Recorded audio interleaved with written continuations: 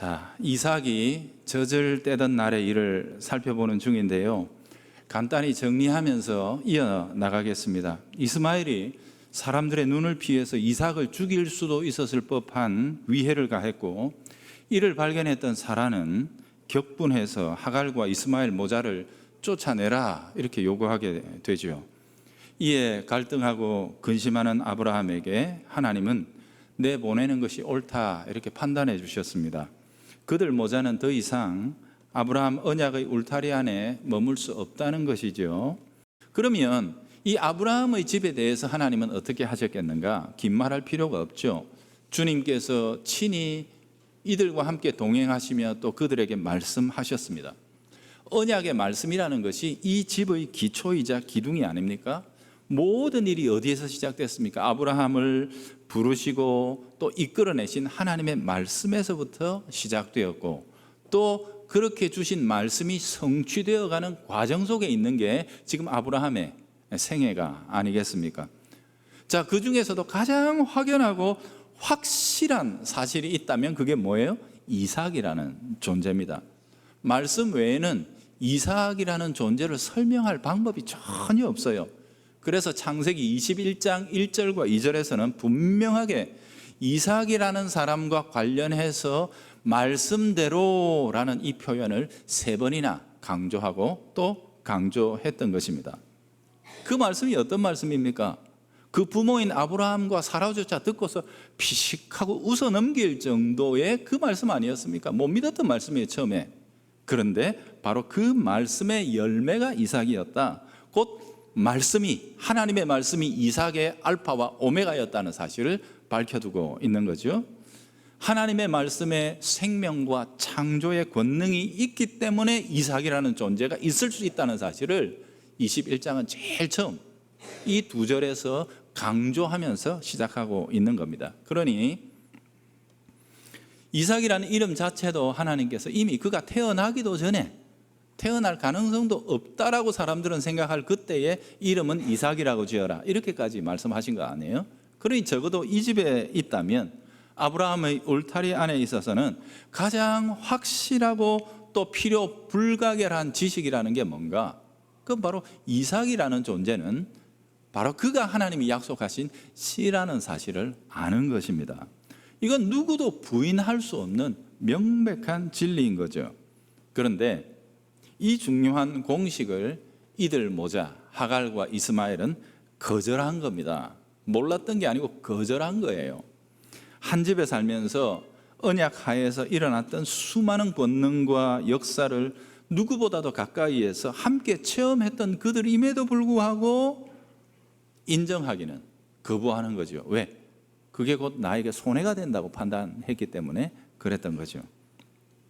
마치 가룟 유다가 근 3년 동안이나 주님의 사도로서 예수님과 동행하면서 그분의 말씀과 사랑과 권능과 권위와 지혜와 긍휼, 이 모든 섬김을 누구보다도 가까이에서 그리고 넘치도록 체험했음에도 불구하고 결국에는 고작 은 30에 생명의 주님, 영생의 주님을 팔아버린 것과 같지요. 왜? 안 보이는 겁니다.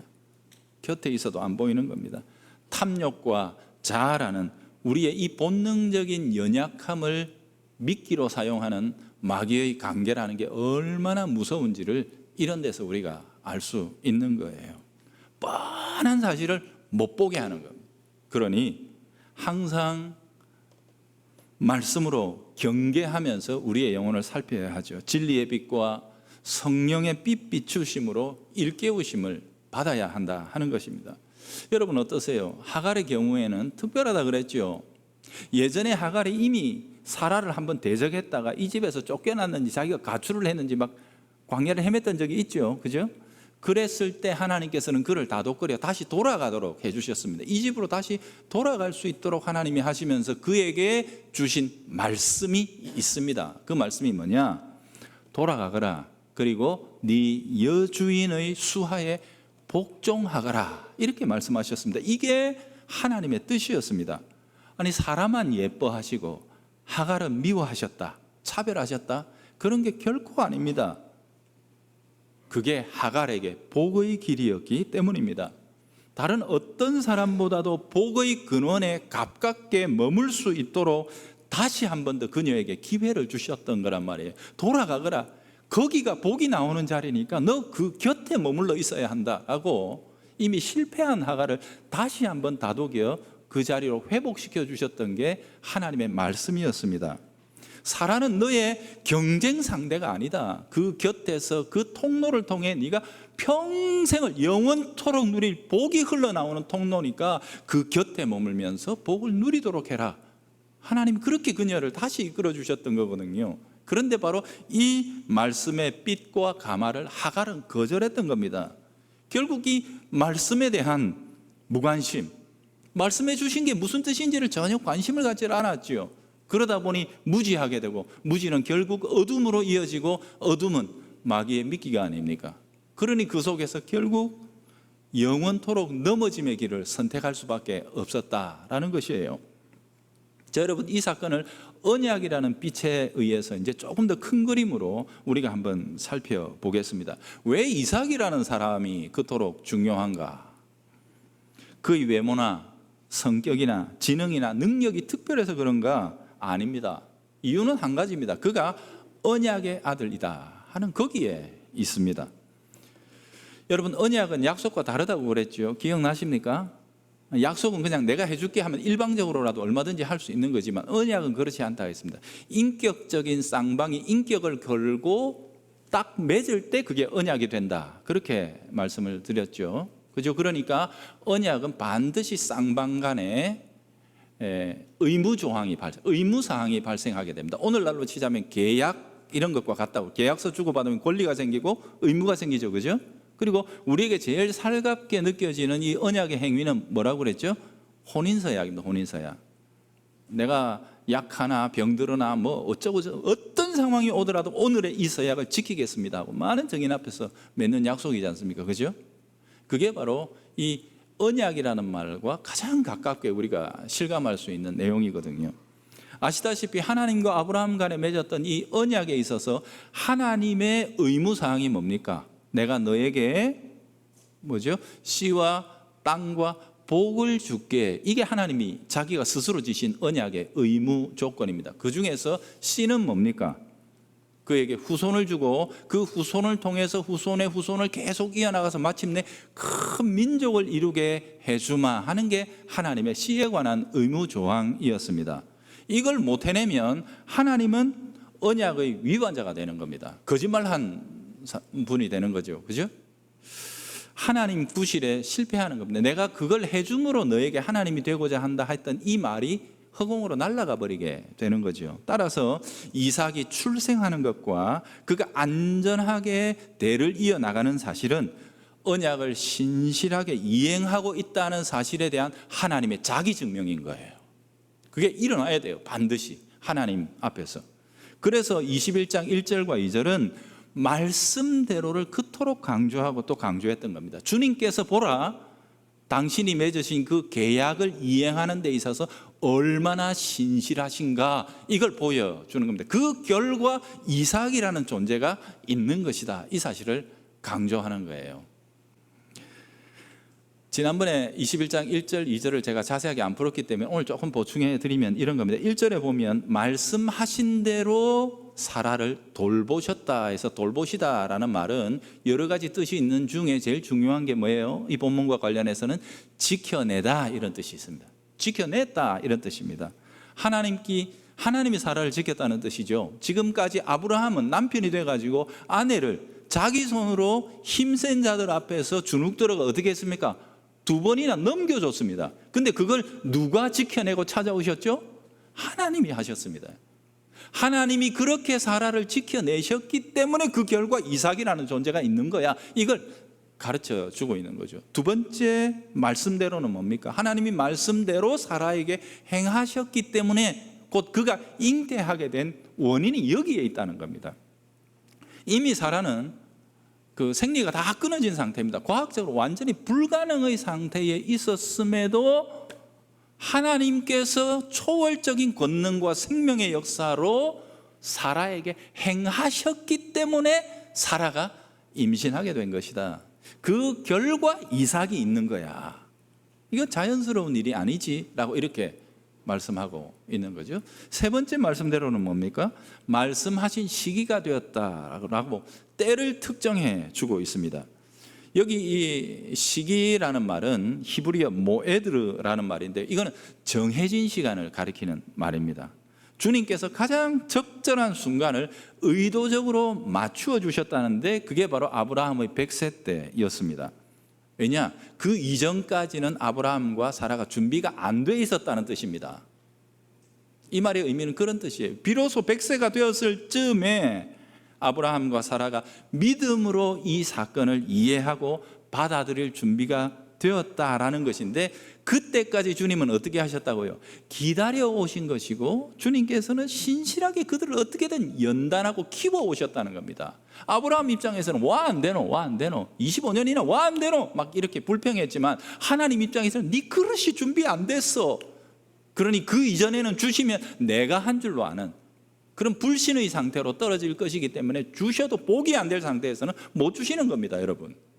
그래서 주님께서는 믿음의 그릇을 깨끗하게 준비하며 기다리라고 요구하시는데 100세가 되어서야 자신들에게 아무런 가능성이 없다는 사실을 뼈저리게 느끼고서야 이제는 이게 사람의 힘과 사람의 능으로 되는 일이 아니라 오직 주님의 은혜와 권능으로만 가능한 일이구나, 이걸 그때서야 비로소 알았기에 그 시기가 줄 시기가 된 것을 하나님이 정하셨다.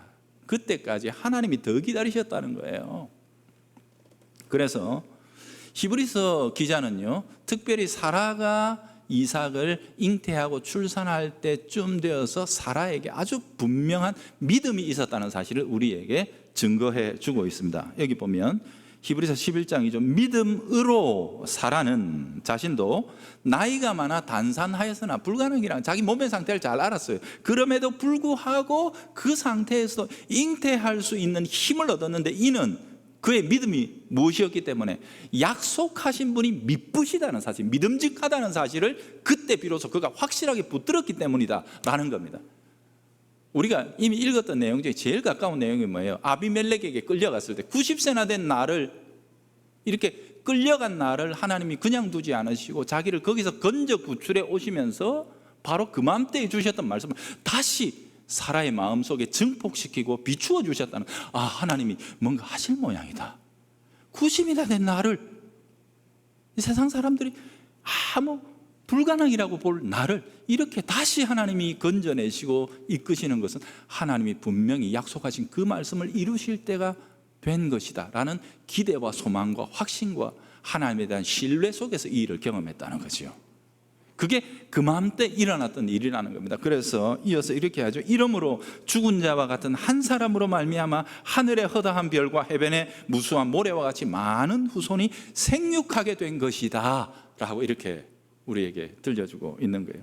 21장이 이처럼 말씀대로를 반복하면서 시작했던 이유는 뭡니까? 이처럼 하나님께서 약속의 말씀을 이루시기 위해 열심을 내셨다. 하나님이 인내하시며 조금도 쉬지 않고 일하고 애쓰셨기에 오늘 이 일이 비로소 있는 것이다.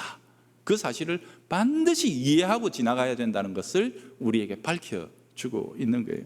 그러니까 이삭이 누구예요? 이런 존재란 말입니다.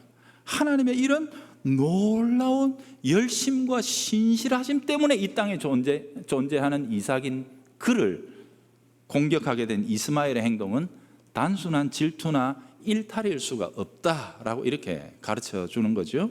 하나님의 뜻과 섭리를 무너뜨리려는 마귀의 간계였다는 것을 보여주는 겁니다.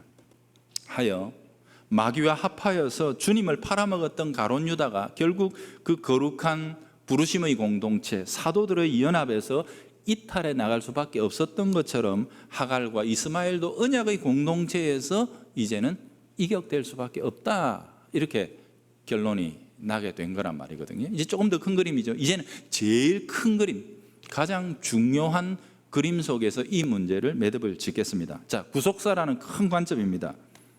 구속사의 관점에서 볼 때 이삭은 누구를 예표하는 인물이죠? 장래에 오실 예수 그리스도의 통로입니다. 예수님을 예표하는 자고 예수님을 모형하는 사람입니다. 이게 핵심 중에 핵심이죠. 그래서 이삭이 이 땅에 출생하는 것과 그가 안전하게 자라며 그 대를 이어나가는 것은, 이 언약의 계보라는 것은 예수 그리스도께서 이 땅에 오시는 길이며 통로가 되는 거예요. 그러니 이삭을 해하려고 했던 이스마엘의 행동은 표면적으로는 형제 간의 질투와 욕심에 의한 것으로 보일지 몰라도 그 이면에는 마귀의 적개심이 숨어 있다는 것을 우리에게 보여주는 것입니다. 구속자의식, 그게 어디에 예고되어 있습니까? 창세기 3장 15절입니다. 거기에 약속하신 여자의 후손이라고 표현되어 있는, 그가 역사 속에 등장하는 것을 회방하고 대적하려고 했던 마귀의 관계가 이 사건 속에 근본적으로 숨어있는 원인임을 우리에게 밝혀주는 거예요. 여러분 보세요. 사실상 이 구약 계시 전체를 참기름 틀 속에 딱 넣고 뻘끈 짜면 뭐가 나오냐면 이 씨의 문제가 톡 떨어집니다. 결국은 이 씨의 문제입니다. 이 씨를 이 땅 가운데 내시고 그를 통해 우리의 구원을 이루고자 하시는 하나님의 열심, 하나님의 사랑, 하나님의 신실하심과 여기에 대항하고 대적해서 그 씨를 말살하고자 하는 마귀의 악행과 관계, 이것들 간의 충돌이 계속해서 이어지고 있는 것이 구약 계시 전체의 역사 핵심입니다. 한마디로 보면 그거예요. 자, 후일에 보면 하나님이 이토록 이스라엘 나라를 구별하시고 복을 주시고 보호하시고 인도하고자 하셨지만 이스라엘은 어떻게 합니까? 제일 처음에는 자기들끼리 싸워가지고 서로 갈라져요. 교회가 지금 이 모양입니다. 요즘 싸우고 물고 떨어지고 교회가 쪼개집니다. 여러분, 이 이스라엘이 똑같이 일어나는 거예요. 남과 북이 갈라지더니 북은 북대로 망하고 남도 결국에는 버티지 못하고 다 망해버려요. 그러니 이 씨는 어떻게 되는 거야? 이스라엘이 다 망해버렸는데 우리가 근심하고 염려할 때쯤 되어서 하나님께서는 이사야 선지자를 통해서 우리에게 그럼에도 불구하고 너희들은 다 실패하고 무너지고 허물어졌음에도 불구하고 하나님의 신실하심과 열심은 식지 않았다. 그분은 이루어내실 것이다 라는 사실을 우리에게 예고합니다. 그게 이사야서에 나오지요. 7장 14절 보라 처녀가 잉태하여, 여자의 후손이죠, 처녀가 잉태할 것이다. 이걸 분명한 증거로 우리에게 보여주시는 겁니다. 이런 일이 있거든 내 약속이 실현되는 것을 알아봐라 라고 우리에게 예고하고 계시는 겁니다. 처녀가 잉태하여 아들을 낳을 것이요 그 이름을 무엇이라고? 임마누엘, 하나님이 우리와 함께 계시다.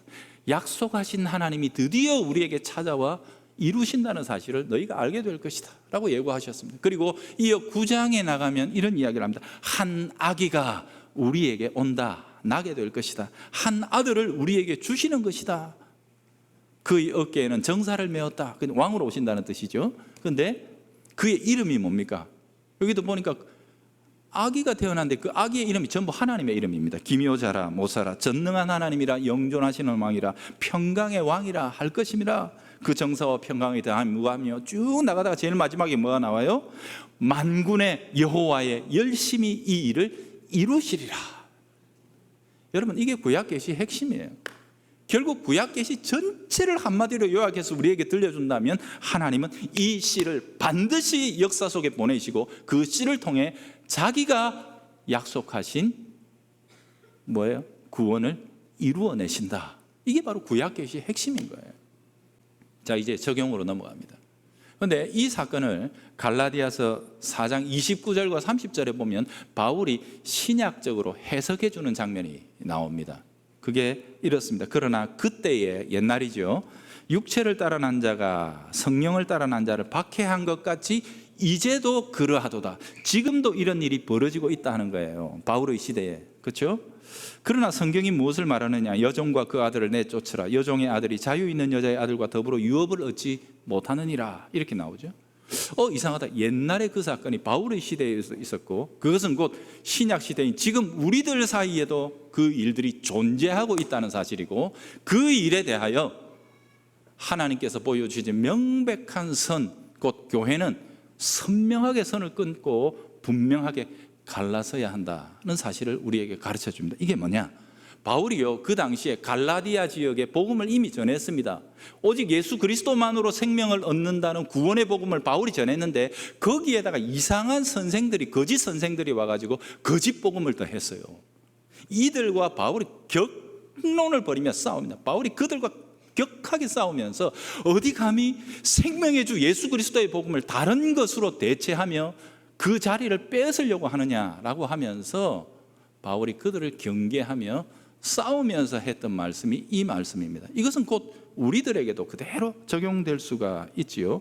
세상 정치에 편승해가지고 한쪽 갈래로 서가지고 막 싸움. 이게 도대체 교회인지 정치 집단인지 모를 만큼 여러분 이거는 거짓 복음입니다. 교회는 통합입니다. 통합입니다. 예수 그리스도 안에서 모든 것들이 다 통합이 됩니다. 심지어 거룩하신 하나님과 죄악투성이 인간을 그리스도 안에서 하나로 연합시키신 것이 복음입니다. 그런데 어떻게 복음 안에 있는 자들이 세상의 정치가들이 우리를 이끌어가는 대로 갈라서 가지고 세상을 또다시 쪼개고 나누고, 그래서 그 가운데서 서로를 미워하게 만들고 대적하게 만든다는 말입니다. 교회의 길은 통합입니다. 그리스도 안에서 모든 것들이 하나가 될 수 있도록 사랑하고 인내하며 섬기는 것입니다.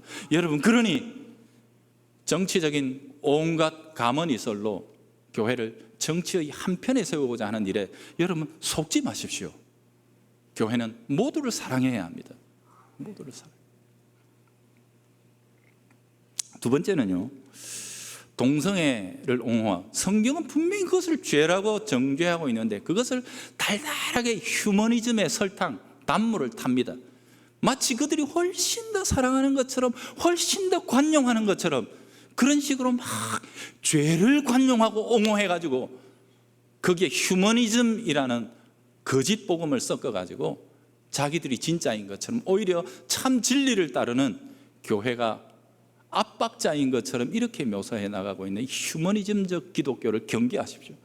여러분, 오늘날에 우리 자녀들이 배우는 공교육 안에 이게 너무 많이 들어와 있습니다. 너무도 안타까운 일입니다. 우리가 여기서 반드시 경계해야 합니다. 아닌 거는 아닌 겁니다. 그리스도 안에서, 진리 안에서 하나가 돼야 되는 거거든요. 이 일에 대해서 우리가 깨어 있어야 한다는 거죠. 세 번째 예를 들 것은 인간을 교주로 만들어 가지고 온갖 광신과 맹신을 추종하게 만드는 이단들입니다. 지금 우리 사회에 이단들이 얼마나 많이 설치고 있는지 몰라요. 여러분, 예수님이 이 땅에 오시면 역사는 끝나는 겁니다. 아시죠? 너무 단순한 원리 아닙니까? 주님 다시 오시면 역사 끝나는데 지금 그 재림 예수가 땅에 와 있대요. 공식적으로 19명 있다 그러죠, 지금 한국에. 너무너무 어리석고, 여러분, 어둠의 영이 분별력을 상실하니까 인간이 교주라고 하고 인간이 성령이라 그러고 주님이라 그러는 거기에 속아가지고 넘어가 있는 것 아닙니까? 제가 가슴을 치며 지금 통탄하고 싶은 것은, 제가 어릴 때 3년을 주일학교, 초등학교 시절에 저를 가르쳤던 선생님, 제가 너무 사랑했고 너무 존경했고 그 선생님 율동하는 것만 보면 정말 너무너무 예뻤던 그 선생님이 최근에 이단으로 넘어갔다는 얘기를 들었어요. 그냥 넘어간 게 아닙니다. 교회가 싸우니까, 지도자들이 싸우니까, 그래가지고 교인들을 자기 편 만들려고 싸우고 그러는 와중에 길을 잃고 방황하다가 거기로, 지도자들이 그 죄책을 어떻게 감당할 겁니까? 여러분, 한국교회 정신 차려야 합니다. 지금 성경이 궁극적으로 그려내는 그림은 너무 단순합니다. 예수 천당, 불신 지옥. 세상이, 육신이, 혈과 육이 가는 길은 결국은 다른 길이 없습니다. 그러니 생명과 진리의 복음을 온전하게 붙들고 이것만을 견고하게 지키며 이 한 주간도 그리스도 안에서 이 어둠의 세상, 혼란스러운 역사 가운데 왜 이 시대에 이처럼 온 세계가 지금 막 전쟁 무기 마련하는 열광을 벌이고 있지 않습니까? 한국 무기 많이 파니까 좋습니까? 여러분, 지금 전쟁 준비하고 있습니다. 온 세계가. 왜 지금 이 시대에 이러고 있느냐 말이에요. 이런 것들을 우리가 바라볼 수 있는 안목을 길러야 합니다. 세상은 결국 혈과 육이 공멸의 질주를 해나가는 쪽으로 지금 계속 역사의 방향을 잡고 있는 이때에 우리가 이 시대 가운데 빛의 자녀로, 그리스도인으로 보냄받았다는 사실은 무엇을 의미합니까? 역사에 창조적인 대안이 있다는 것, 무기가 아니라 사랑의 손길을 내밀며 서로 화해하고 연합하고 하나가 되어 서로가 서로를 세워주고 다 함께 복을 받는, 예수 그리스도라는 그 복의 통로에서는 온 인류가 다 함께 누리고도 남음이 넘치는 복이 흘러나온다는 사실을 이 세상 가운데 펼쳐야 합니다. 보여주어야 하는 것이죠. 그게 우리들의 소명입니다. 주께서는 그리스도 예수 안에서 우리를 오늘도 우리가 이 한 주간 동안 생활할 우리 각자의 삶의 자리에 복의 통로로 보내십니다. 거기에서 이웃에게 많이 복을 흘려주시고 많이 복을 나누어 주시는 우리 성도들이 되시기를 주의 이름으로 축복합니다.